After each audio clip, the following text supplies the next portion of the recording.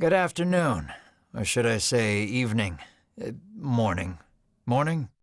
At any rate, I'm the Game Master. Pleased to make your acquaintance. Before we begin, there is something I must tell you. You see, my job is to draw you into this world with my voice and cards, which is why I believe it best for you to play with the sound on. In fact, I insist on it. However, as you can see, my voice is subtitled, so you can always read along as well.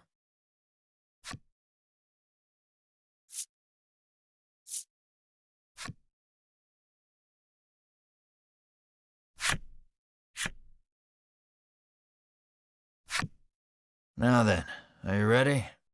Let's begin. Welcome to Voice of Cards. You are about to take the first steps of your adventure. Through a realm of sword and sorcery you will travel, battling bloodthirsty monsters as you strive to realize your ambitions. I have every faith you will accomplish great things here.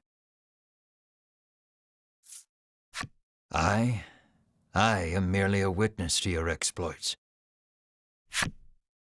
Now then, your departure draws nigh. May your journey be a safe one.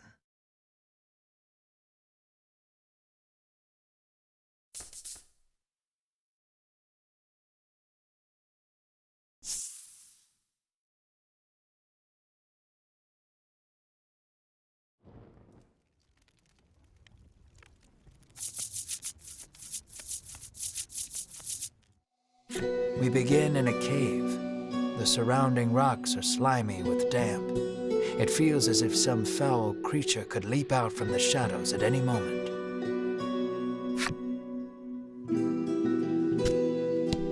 Yet in this horrible place gathers a fellowship of 3 adventurers. One is a young woman. You can tell just by looking at her, she enjoyed a good upbringing. Another is a stoic warrior. He stands at the ready, scanning his surroundings for any sign of threat. Last but not least is the old man. He has a sagely air and gazes into the darkness stretching out before him. These adventurers seek a certain treasure hidden in this cave.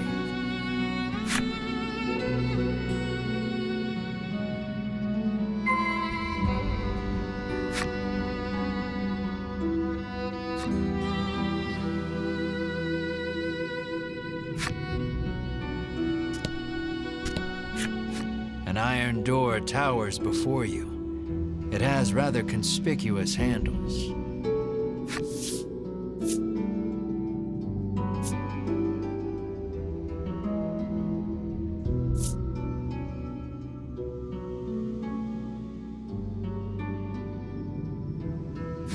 The stoic man takes hold of the handles and pulls as hard as he can, but the door doesn't so much as budge.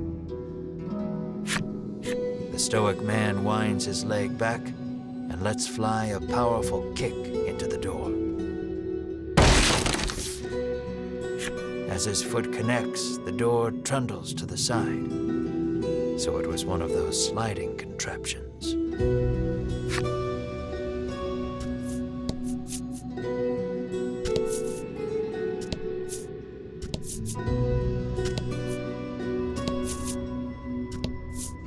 Something leaps out at the fellowship from the darkness.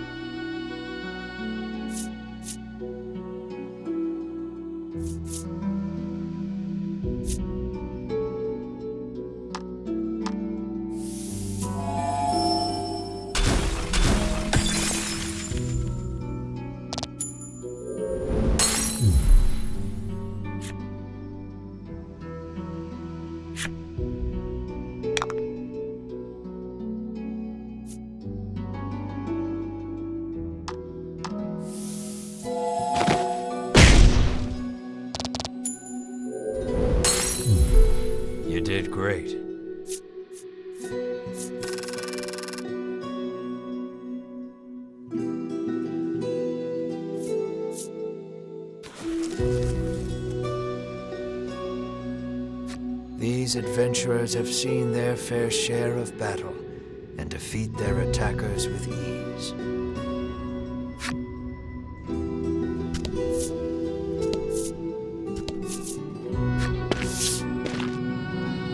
As the trio approaches the treasure chest, an awful rumbling resounds deep in the cave. "You shall not have it," a voice growls. Before the wary trio appear creatures the likes of which they've never seen.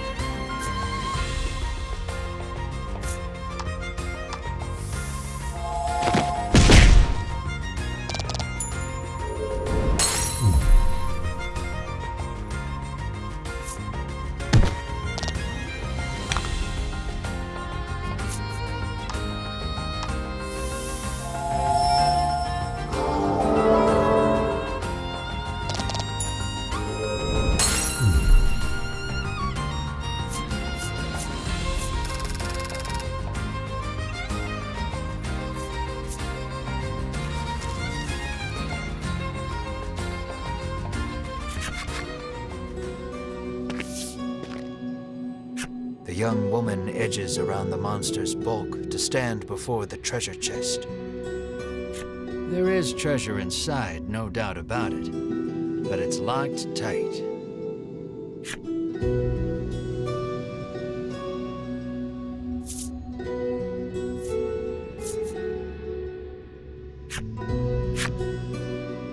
The woman slides the simple key into the lock. The chest clicks open.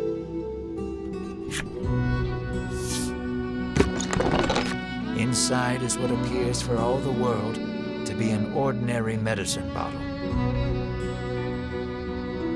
At last, we've retrieved the royal treasure, the old man says. The woman and warrior exchange a nod.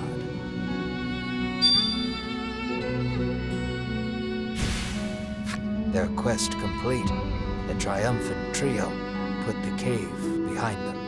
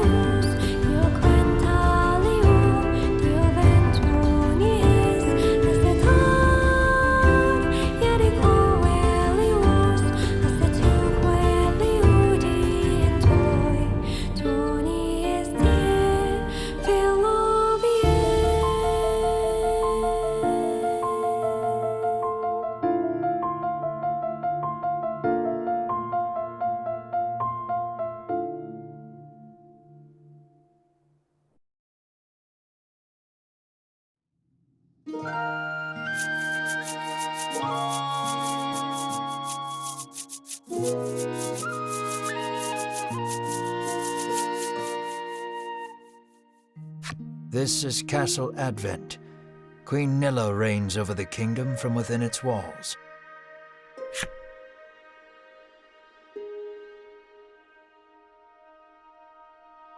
In the crowded audience chamber jostle all manner of knights, adventurers, and bounty hunters. The white-robed adventurers stand close to the throne. A palace guard calls over the tumult, "Be silent. Her Royal Majesty graces us with her presence."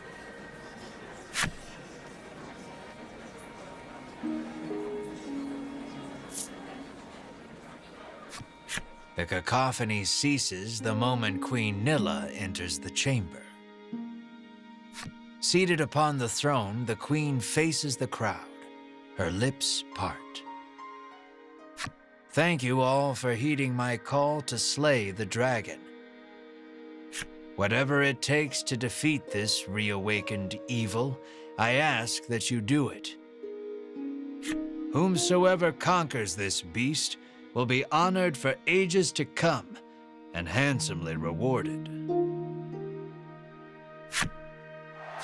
At that, the gathered crowd cheers loud enough to shake the castle's very foundations.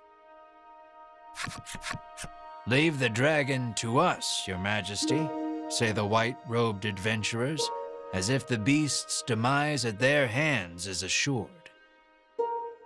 "Indeed, you did well to reclaim the royal treasure," the queen replies. "I thank you, for my stomach becomes most upset without it, so the treasure is a staple of the royal medicine cabinet. It puts my mind at ease to know the Ivory Order offers its aid in slaying the dragon.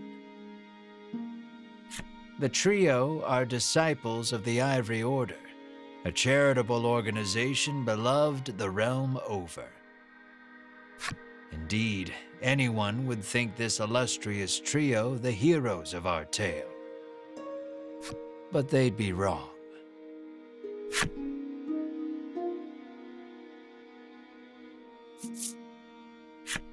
So we just gotta slay the dragon and we'll be drowning in gold. The man trails off, drooling over unknowable fantasies. Beside him, a strange creature lets out a chirping coo. Pay attention, because this is important. There he is, or there you are, I should say, the hero of our tale. A humble bounty hunter. You love little in this realm more than coin. A seemingly tedious fellow who doesn't hesitate to claim the title of hero for yourself. When you heard about the quest to slay the dragon, it was the promise of reward that lured you to the castle. Now then, if you wish to officially register for the hunt, see me so I can get your signature. You wonder why you need to sign anything, but head for the guard anyway.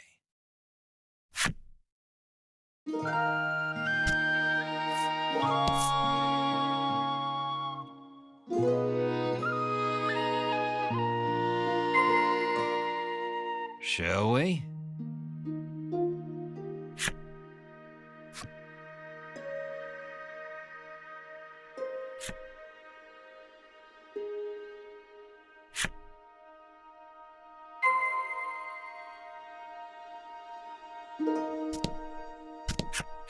Have you registered yet? Says the guard. Scared of the dragon? Scoffs the guard.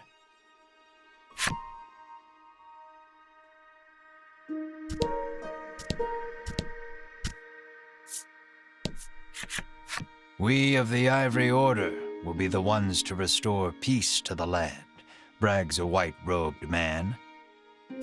My colleague made me come along, But he didn't mention we were going on a quest to slay the dragon, she says, trembling.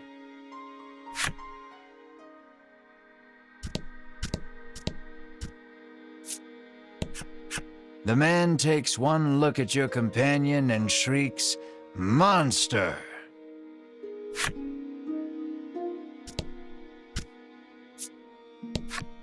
"You think the dragon's really as tough as they say?" asks the man, his knees knocking together.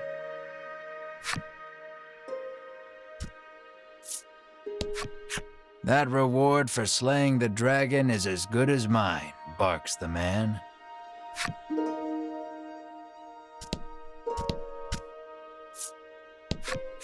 "If the heroes of the Ivory Order are hunting the dragon, he's as good as dead," says the man, relief spreading across his face.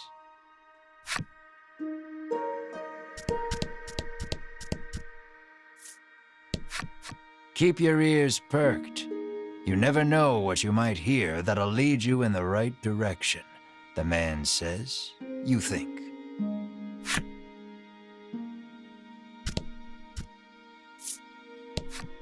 "You'll need tough gear if you're going to beat the dragon," the man tells you.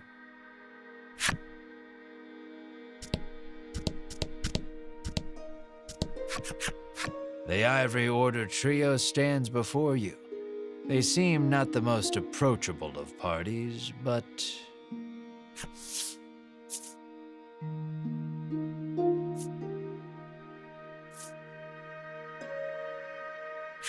You inquire about their identities. "We are disciples of the Ivory Order. It is our duty to aid the realm and its people however we can. The Order's principal focus is developing medicine to distribute to people throughout the world." They begin blathering an answer to a question you didn't even ask. Sensing a long lecture ahead, you seize on the first chance to extricate yourself from their presence.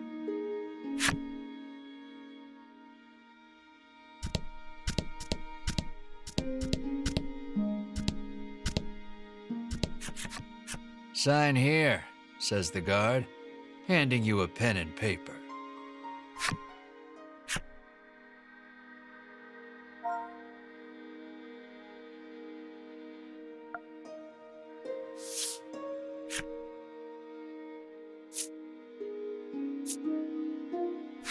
You sign your name. A fine name.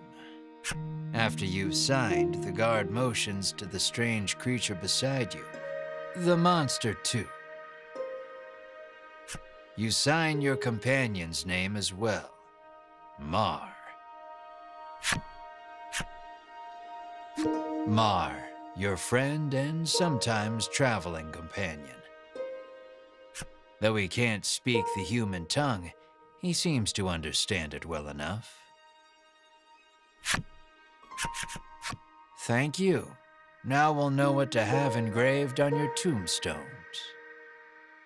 Can't ask the dead what name to mark their grave with, after all, the guard chortles.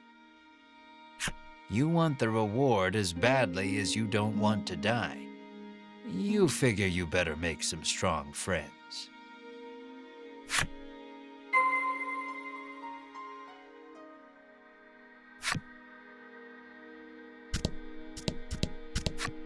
Don't get yourself killed out there, says the guard curtly. Asking Queen Nilla to join you is beyond preposterous. Better not even try.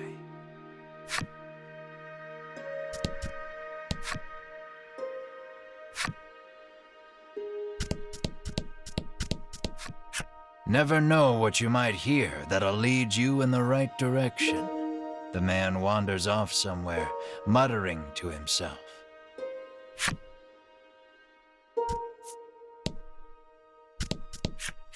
You'll need tough gear, the man says, wandering off.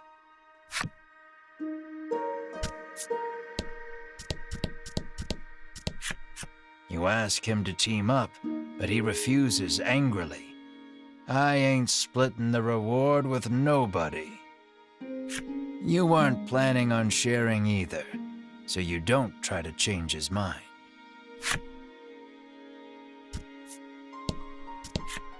Before you even open your mouth to ask him to team up, he cuts you off. Thanks, but no thanks.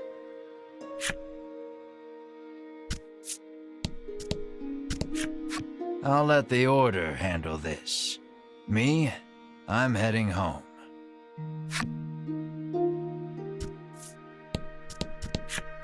No way am I adventuring with anyone who keeps that sort of creepy company, he says.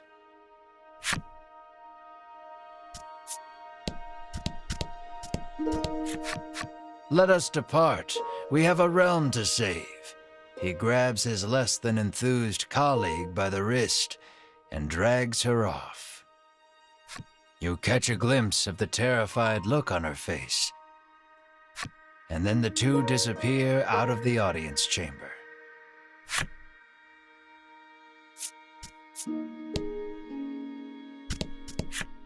I am one of the guards charged with the castle's protection. I'll leave the dragon slaying to you adventurers. I am one of the guards charged with the castle's protection. I take not a single step from my post.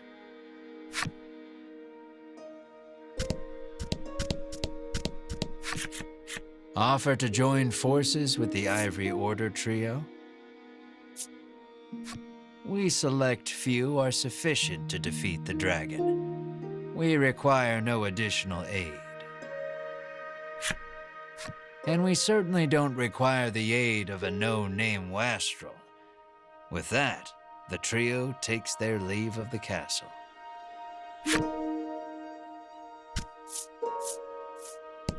The castle will close to visitors shortly. Please be on your way. You're shooed out of the castle.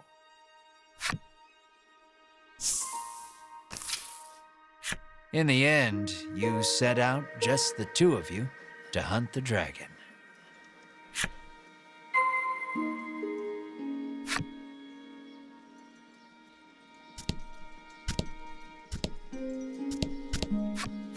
How may I help you? The proprietress inquires.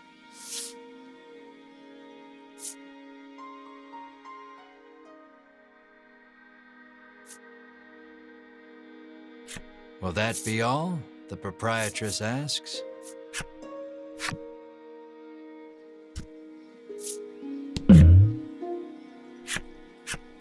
A weapons merchant accosts you in the street, despite your best efforts to mind your own business.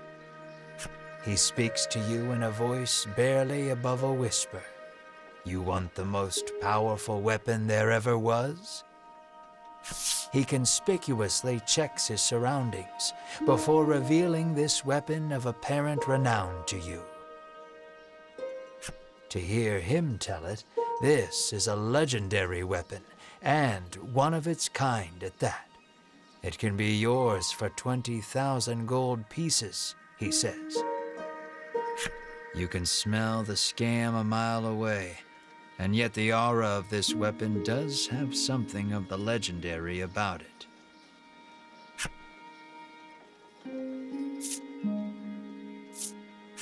You ask who in their right mind would pay so much for something so clearly fake, stolen, or forged. Well, you know where to find me, if you change your mind, he says, tucking the weapon away.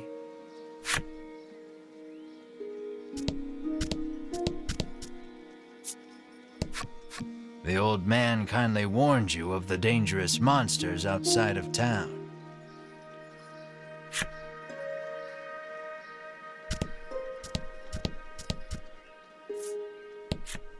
The child says you should see Nexton as soon as you leave the castle town.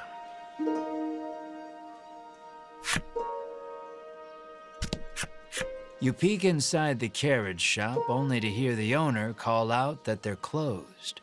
Guess you won't be making use of them after all.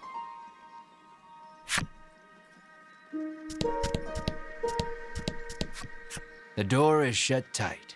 You spy a keyhole on it, suggesting the existence of a corresponding key.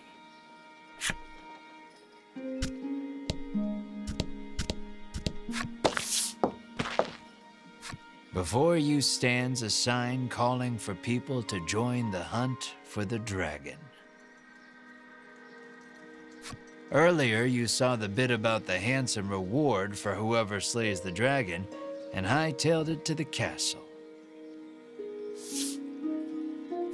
A woman stares at the sign, transfixed. Her face curls into a scowl as she notices you. "Monster!" the woman cries and flings magic at Mar. Startled by the spell, Mar grows dizzy.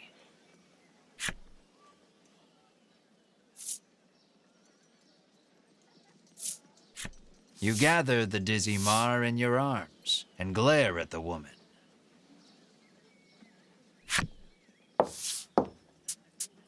"This ain't a monster," you growl, as the woman snarls over you, "I hate monsters." The two of you bicker for quite a while.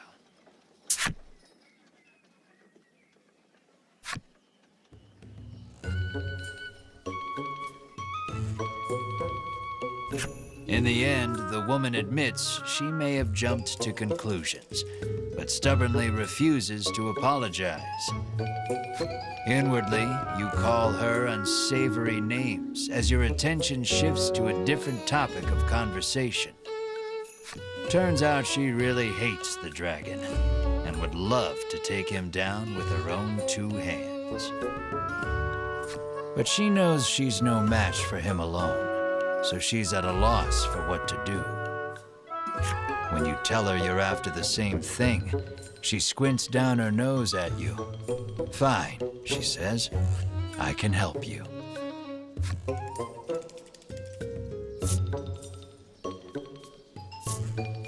She's a little annoying, but you are looking for quest companions. "I only want to see the dragon dead. I don't care about anything else," she mutters. You overhear her remarks and grin without thinking. Then you don't care about getting a share of the reward. That suits you perfectly. You happily join forces with the black-clad woman. She introduces herself as Melanie. She tells you she is a witch, but says nothing of why she hates monsters or what grudge she bears against the dragon.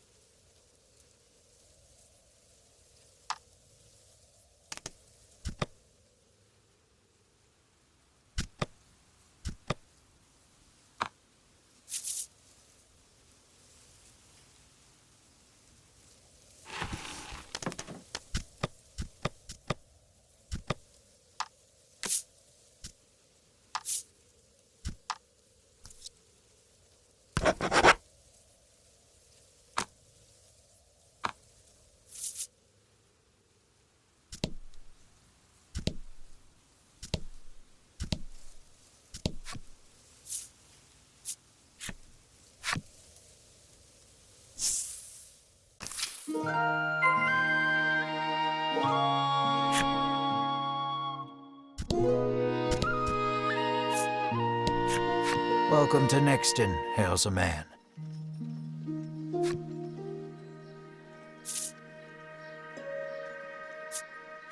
The man doesn't respond to any question except to parrot back his original greeting.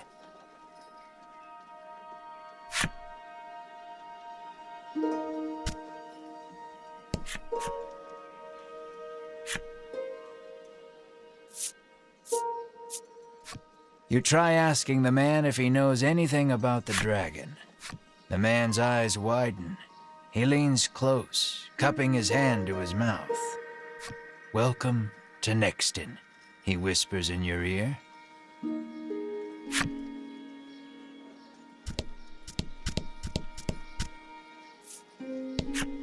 The woman tells you she's so terrified of what might happen if the dragon attacks the town, she hasn't been able to eat.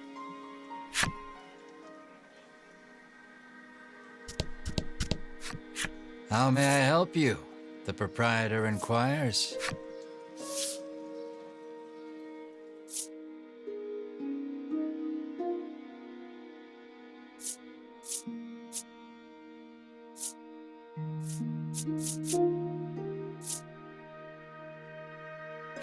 "Will that be all?" the proprietor asks.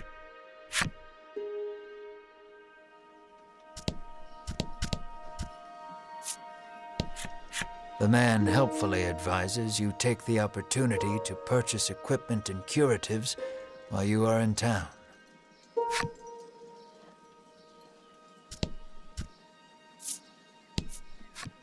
A woman sits hunched over by the side of the road.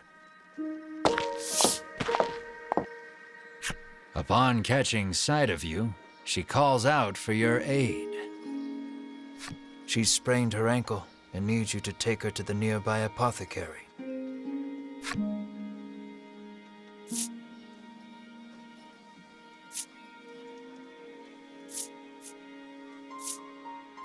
You try to lift the woman into your arms, but the weight's too much for you to bear. You lay the woman back down where you found her and mutter a quiet farewell before turning to leave. Upon seeing that, Melanie snaps. "What kind of person are you?"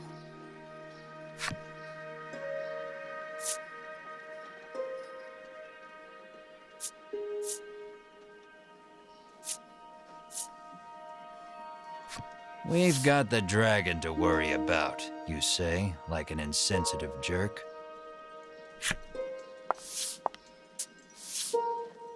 Ignoring you, Melanie gingerly helps the woman up. Mar bends so the woman can get on his back, and the two of them head off in search of the apothecary. You watch them walk away for a moment before following, complaining to yourself about what a waste of time this is.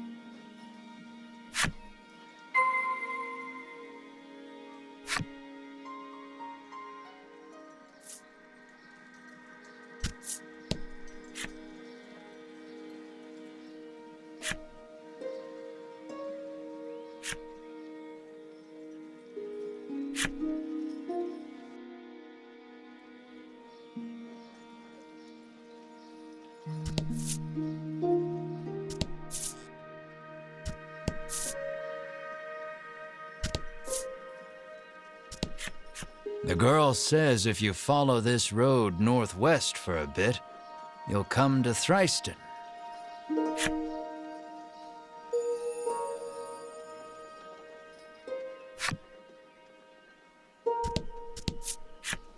It seems the majority of the world's medicine is made by the Ivory Order. Many people depend on it. That's probably part of the reason the Order has so many ardent supporters.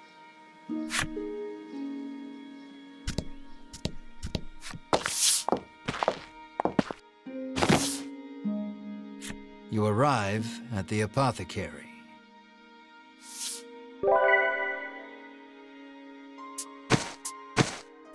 After taking a curative, the woman begins hopping up and down. "Nothing holds a candle to Ivory Order medicine," she beams. She thanks you and pulls something from her breast pocket.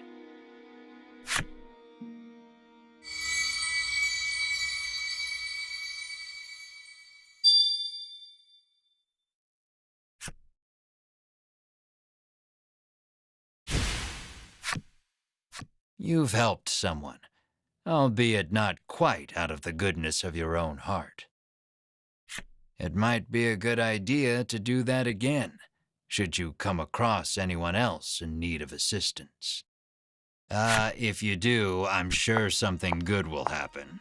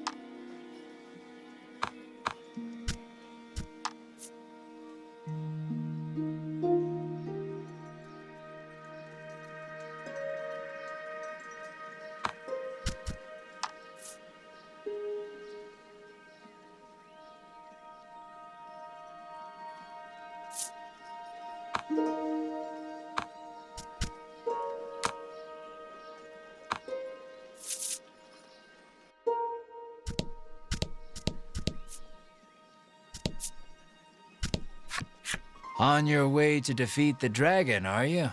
The innkeeper inquires as you set foot inside. The innkeeper gives you a room free of charge in a show of support for any and all who wish to defeat the dragon.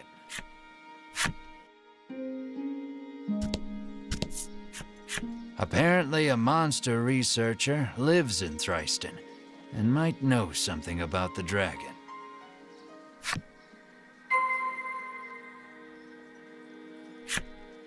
It seems you've learned all you can here. Time to move on.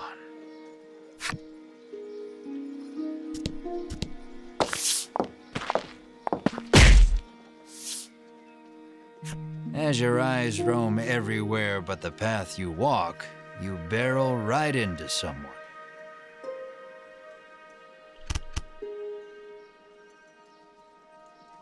When you turn to see who it is, you see the Ivory Order trio from the castle. Winifred, are you all right? The sagely old man asks the woman, voice full of concern. I'm fine, the woman called Winifred replies. Thank you, Hedwyn. Berwyn, the old man calls, turning to their stoic companion. He jerks forward, as if to defend Hedwyn and Winifred. The trio advances on you.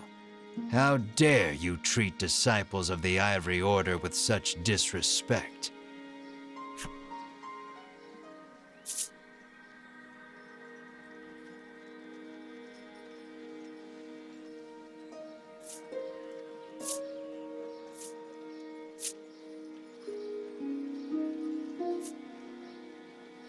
They're the ones who ran into you, so if anything, they should be apologizing. We were standing still, says Hedwyn, his calm tone belying the anger on his face. Muttering a half-hearted apology, you try to keep walking. But that's when you notice something in your hand. Looks like you accidentally grabbed Winifred's coin purse when you ran into her. Thief, bellows Berwyn, drawing his weapon. Guess you've got to fight your way past.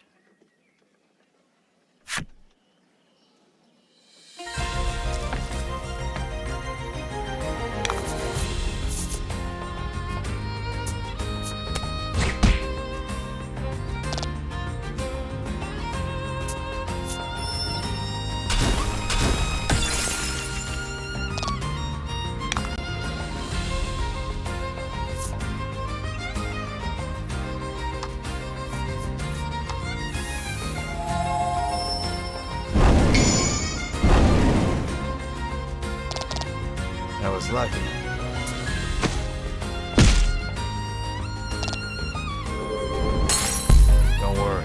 coffin cart is down, but they're still alive.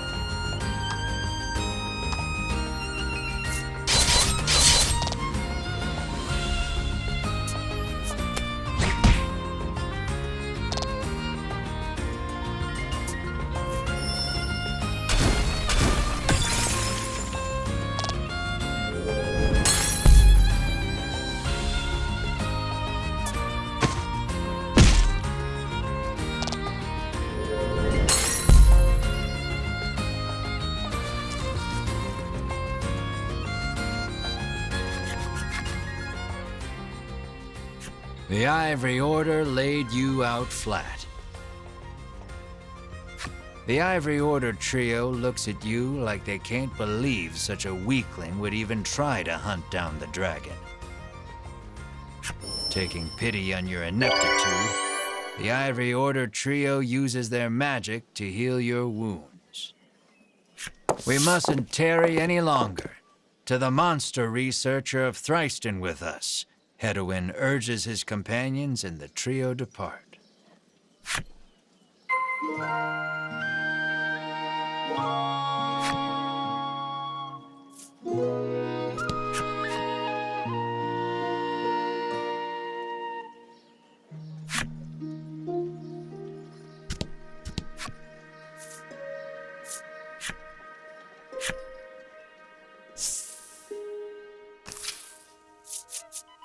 Aimless wandering can be fun, but if you want purpose and direction, I'd suggest sticking to the path.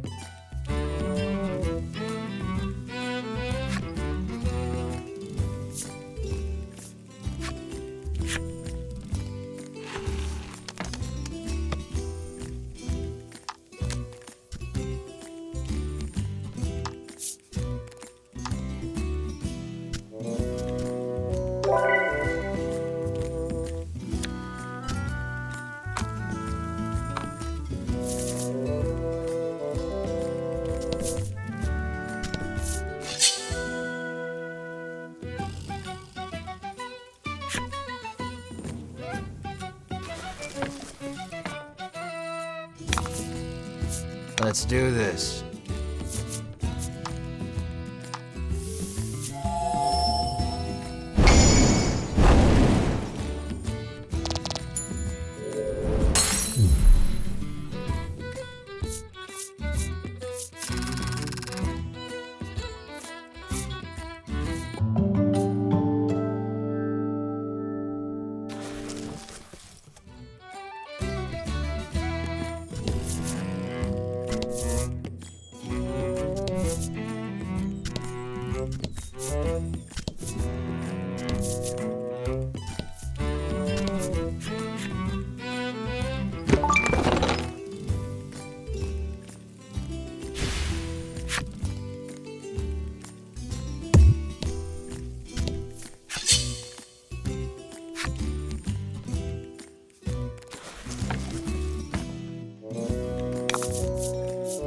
Don't hold back.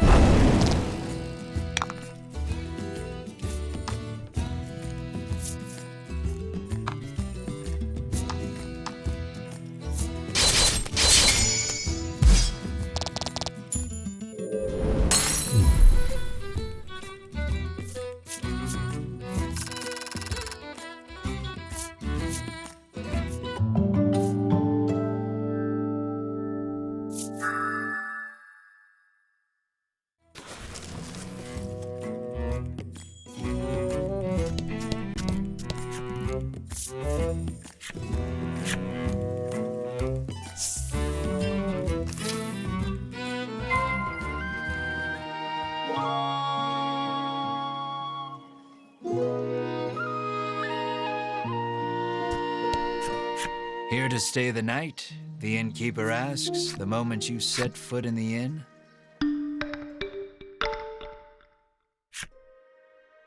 The party leaves the inn feeling rested.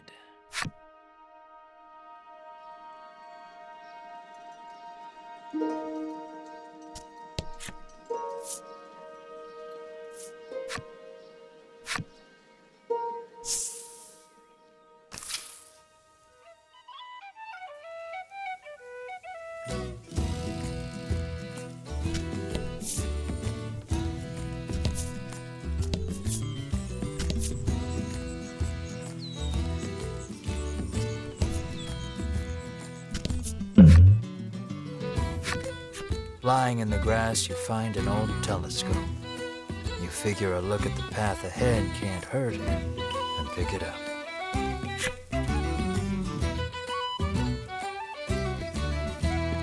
Peering through the lens, you see something in the distance, but you can't tell exactly what. All you know is there's something up ahead. You should be able to tell for certain what it is if you get closer.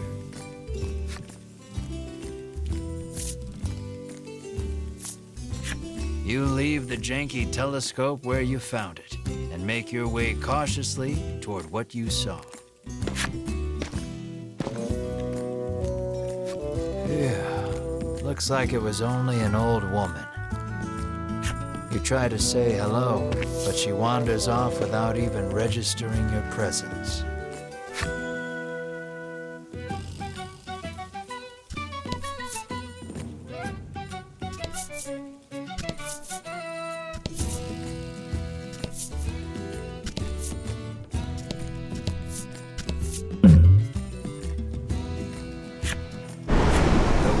Picks up speed. A tornado is forming.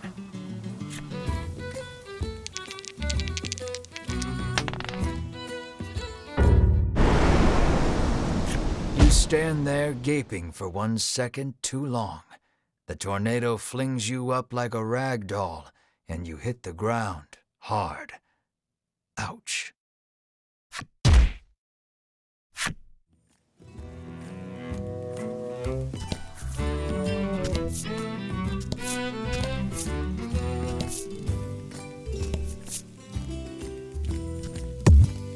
You can't walk on water.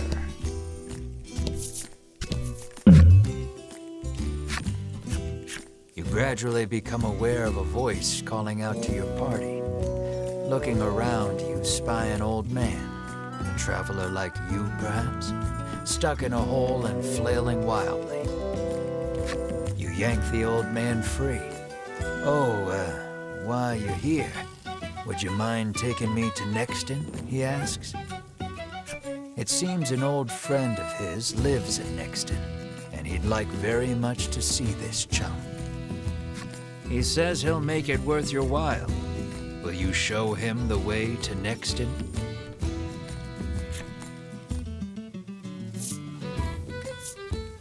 You ask the old man about himself. It turns out he belongs to a wealthy family. Visions of lavish rewards begin to dance in your head. You offer him safe passage to Nexton.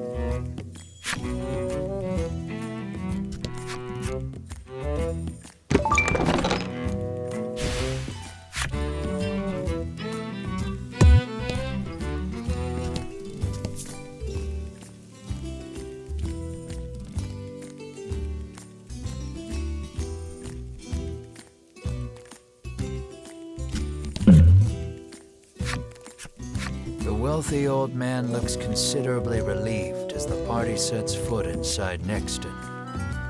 He reaches into his pack and hands you a pouch full of gold. This is to be your reward, he says. The next instant, he takes off for the center of town, shouting, "I shall be there soon, my love."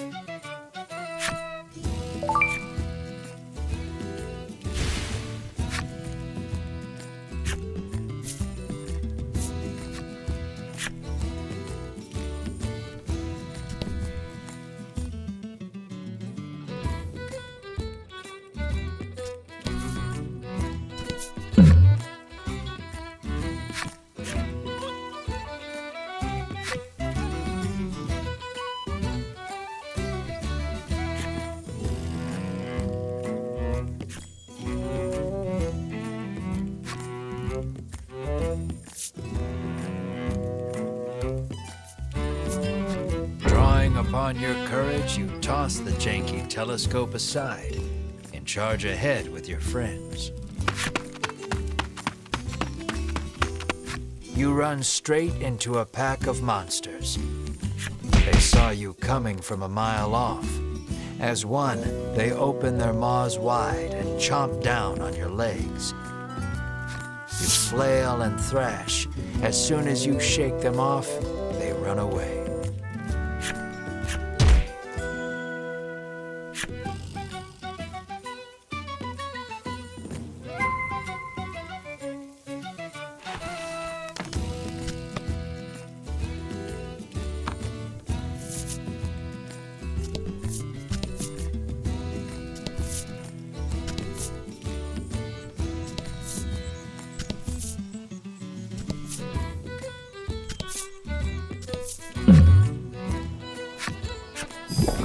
A monster appears to be in pain.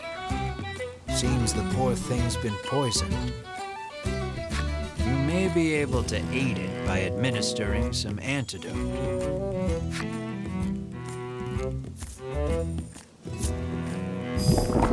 You would help it if you could, but you have no antidote on hand. Unable to do anything more, you keep walking.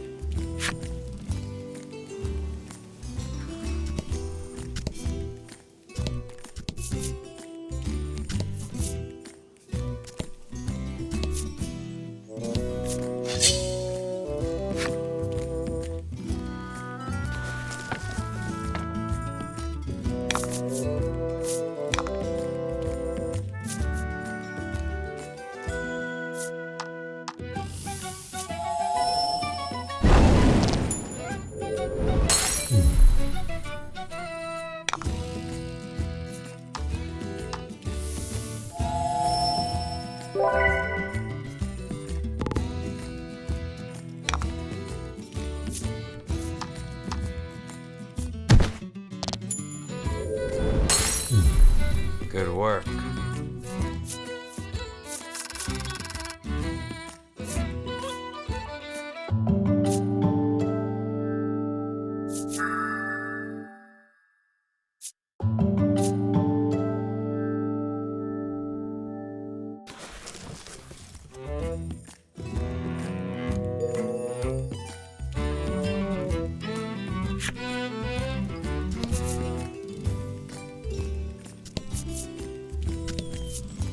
It's pitch black inside the cave. Who knows what dangers lurk within?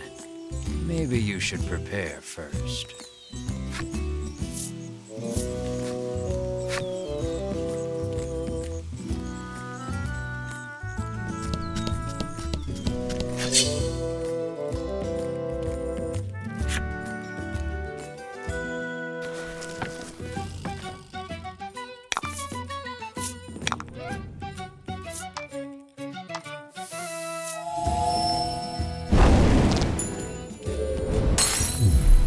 Good work.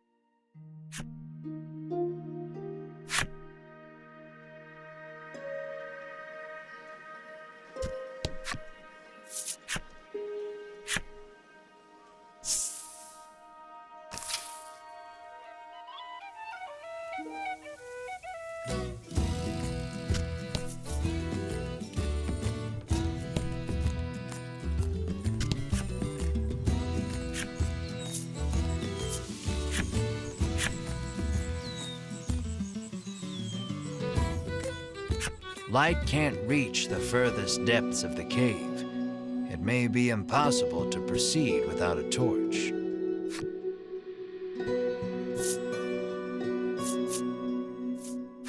You make your exit.